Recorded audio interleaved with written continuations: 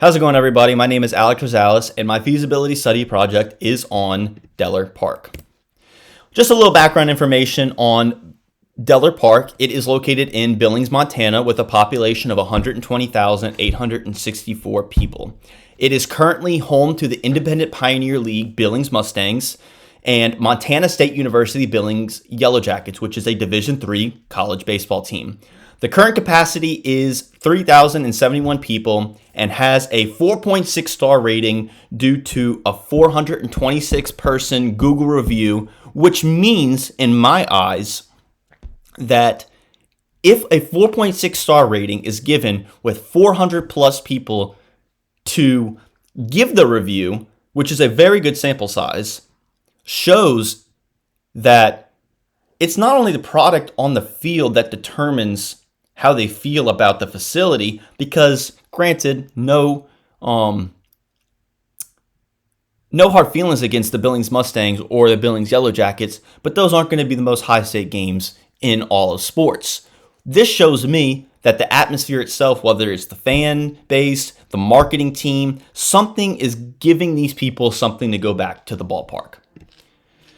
When it comes to the facility details, I use my inspiration off of, many of you will know, the Shrine on Airline, also formerly known as the Zephyr/Baby Cake Baseball Park. Nowadays, it is known as home of the NOLA Gold Rugby Professional Team. Both pictures show when it was done in the 2000s, where it was baseball only, and in the bottom picture shows what it now looks like with the rugby team now at home. The thing with Dehler Park is that it is 3,000 seats, like I mentioned before. Many of you will be questioning me that how is this possible if the minimums were 15,000? As I put in here, it says I need room for 12,000 seats, and my inspiration, as you can see in the top part of the picture, shows that the seating wraps around the third base side all the way down the first base side, and it also kind of extends up. If you look back at this picture, the seating arrangement is the same. It provides the opportunity to be multiple revenue streams along with the multi-purpose form of sports or events, whichever one you choose. The seating arrangement is definitely very, very similar, as I mentioned before. It shows that you could do rugby, have birthday parties, or you can even have baseball. Sorry, that was a fly that just flew in my face. The next thing about when it comes to how am I going to make this possible, there's an expansion and renovation process to make these extra room for these 12,000 seats.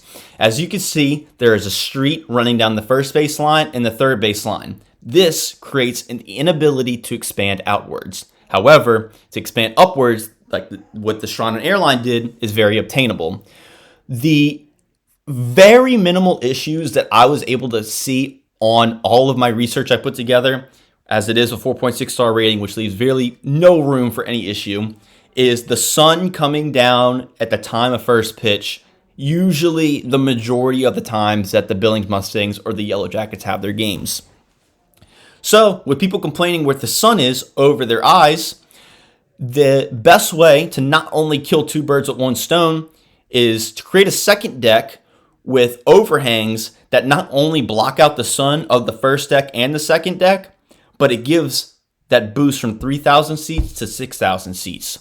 From there, my second phase is to then expand down the lines in the left field and right field line. As you can see, there's grass patches in left field and in right field. What I will then do is expand that a section, elevate it to connect to the second deck, and do the same thing for the right field line.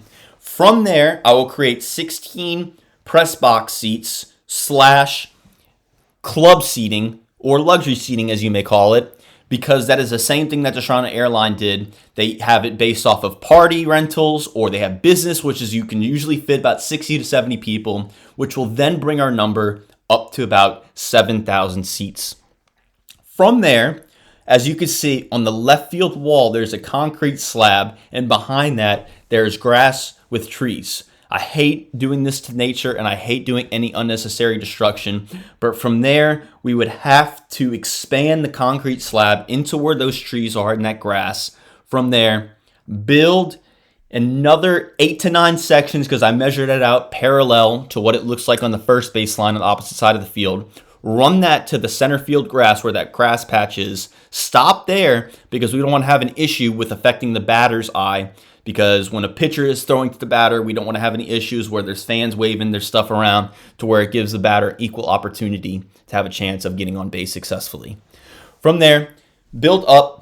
After creating those 8 to 9 sections, create a staircase down to that main slab to be able to allow people to get back to that main concourse where restrooms are and concessions. After that, we move on to right field. As you can see, there is parking behind right field. One thing that this picture doesn't do justice is right behind the first base dugout and across the street, there is a dying facility that has a lot of parking, but the facility just needs to go. What we would do as an organization is buy that out, move the parking to there, then expand that slab backwards and create a sort of a grandstand. And what I'll show you a picture in the next slide to show you what that grandstand does. From there, that grandstand created at that point will create another 4,000 seats along with the 3,000 created on the left field line, which gives us to our grand total of 15,000 seats. With many of you noticing now is the scoreboard is where we need to put seats. From there, we'd move it to center field, expand upwards so it doesn't affect the batter's eye. This is what I had in mind, just a little visual representation. This is ULM's football field. I put an X on the second deck because that's not necessary in our build, as we will just kind of create a grandstand in right field on the lower level to where it expands upwards. Everybody exits out the same way to get back to the main concourse, and it allows everybody from where you're sitting an equal view of the ball field. My final renovation when it comes to placing the perfect amount of time and effort into creating Dehler Park to be monumental is placing heating tubes underneath the field. This picture right here is the dirt underneath the grass at Lambeau Field in Green Bay, home of the Green Bay Packers. As you may know, Billings Mustangs are located in Montana. Those winters up north are very harsh. My family and I went on a tour back of the Green Bay Packers stadium in the early 2010s. Our tour guide said it's about $6 million. And yes, it's very expensive, but it's going to be well worth the investment because of the fact that it makes things even possible. Without this, who knows if football games at Lambeau would even be possible. And I feel like to be able to let Dehler Park get on a beacon and a hot spot of sports facilities in the country, I feel like something like this is definitely something to invest in just to compete with other facilities. The costs that I kind of rounded out about where the original Dehler Park was $12.6 million for the 3,000 seats. The Toronto Airline was $26 million. I'm not going to take the ins and outs of all this stuff. But when I average out the seat to cost ratio, all this and that, all those numbers, I came out to about $43 to $45 million, which is very expensive. But a 15,000 seat facility isn't going to be cheap. And it will also definitely take time. Originally, I had $46 to $48 million of cost. But I put money back in my pocket because we already have an existing facility. We already have a locker room. We already have the dugouts. We already have a main concourse, restrooms, concessions, all that good stuff. So that's a way to keep money in our pockets because of the fact that we renovated rather than starting from scratch. Sponsorships. When it comes to our sponsorships, I know there was times if you created your own facility, you had to find new ways. But with Dehler Park already being an existing facility, they already have their sponsorships, and if anything, it's one of their bright zones on the entire organization as it is. In this picture, you can see 35 organizations that are already sponsors, along with each platinum deal that you can, not platinum. Platinum is a top deal, but every deal that you can go from platinum down to gold, silver, and bronze.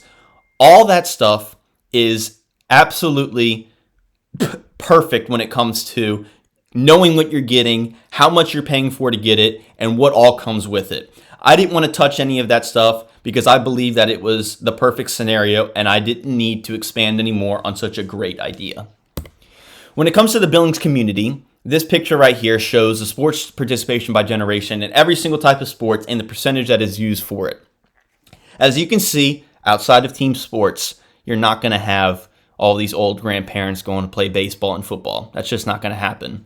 But on the other three, you can see that all the numbers are very, very close, which shows me that the people of Billings love their sports and love it regardless of what the sports is. If it rolls, if it flips, if it's a ball, if it's anything, these people love it.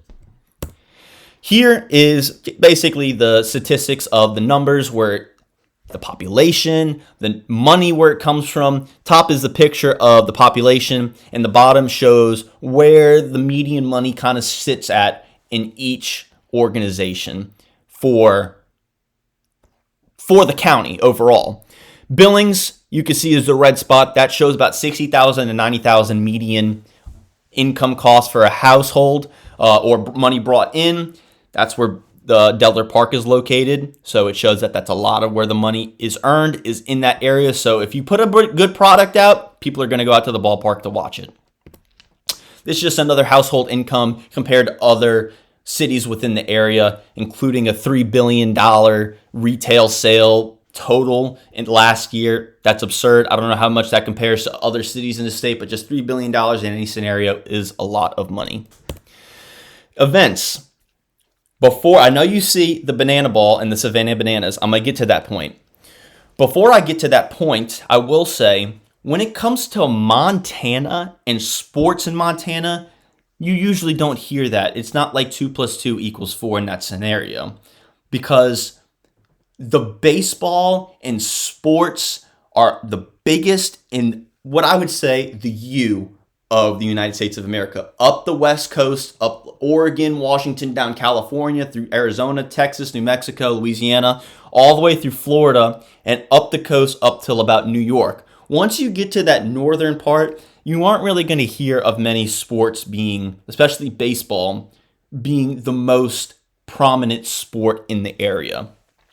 With a 15,000 seat capacity building, though, and sports facility, that's definitely got to turn some heads, because that's going to be kind of one of a kind up in that area, because there's no one competing within the regional area, not only within the city, not only within the state, but in the surrounding states. You're not going to really hear much in South Dakota, North Dakota, Montana, like I said, Idaho. You're just not going to hear it. Wyoming. It's kind of like a dead spot when it gets up in that area. As the Toronto Airline did, rugby, boom, that's another event. Football opportunities, high school select regular season games, high school playoff games, high school showcasing, all that good stuff. Soccer, we can use the year-round heater, and that allows us to play soccer there because of the fact that soccer comes in around the winter time.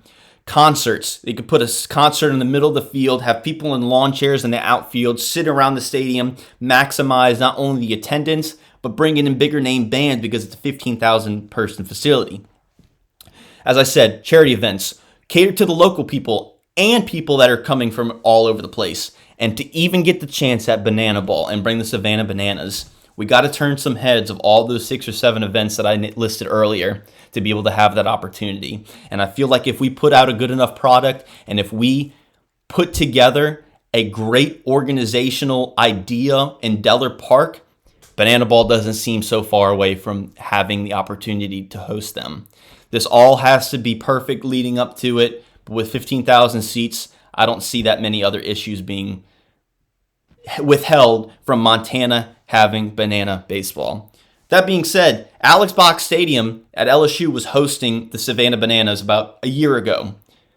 If I'm being honest, if Zephyr Ballpark is still used for baseball park and Alex Box didn't exist, I don't think I would have been far off from saying that Banana Ball could have been held at the Shrine and Airline. Same goes for Dehler Park if we put the right product out there. To wrap things up, the Billings community is one of a kind. They love their sports, and they love it with all their heart. They are a supportive community, always ready for a great time, and I feel like it's just time now to give them the product that they so deserve, not a 3,000 city seating capacity ballpark. Here, it's not going to let me click on it, but it is a 250-page document that shows every detail of anything and everything you can think of about the Billings community when it comes to a lot of those graphs that I was able to find. The income, the per capita, anything and everything you could find, it's on there. Other than that, good luck to everybody when you come to reporting your findings and on your PowerPoint presentations. I look forward to seeing everybody, and good luck, as I hope you all get a great grade. Thank you.